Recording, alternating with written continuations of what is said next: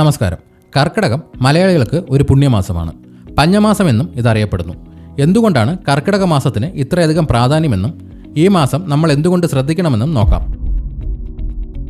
കർക്കിടകത്തിൽ കാലവർഷം അതിന്റെ പാരമ്യത്തിലെത്തുന്ന സമയമാണ്. തുടർച്ചയായ മഴയും തണുപ്പും ഈ മാസത്തിന്റെ പ്രത്യേകതയാണ്. കർക്കിടക മാസത്തെ നമ്മൾ ശ്രദ്ധിക്കാനുള്ള പ്രധാന കാരണം ഇതിന്റെ ആരോഗ്യപരമായ പ്രാധാന്യമാണ്.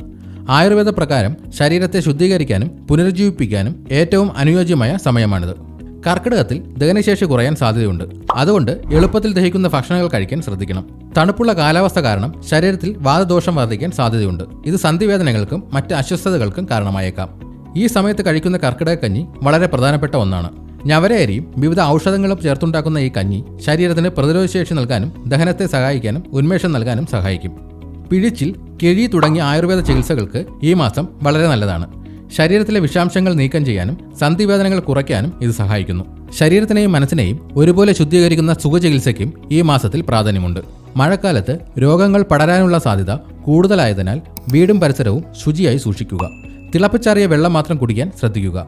എണ്ണപ്പലഹാരങ്ങളും എരിവുള്ള ഭക്ഷണങ്ങളും ഒഴിവാക്കി എളുപ്പത്തിൽ ദഹിക്കുന്ന ആഹാരങ്ങൾ കഴിക്കുക. മിതമായ വ്യായാമങ്ങൾ ചെയ്യുന്നത് ശരീരത്തിന് നല്ലതാണ്. ഇതുപോലെയുള്ള ഹെൽത്ത് ടിപ്സിനായി ഈ ചാനൽ ഇപ്പോൾ തന്നെ സബ്സ്ക്രൈബ് ചെയ്യുക.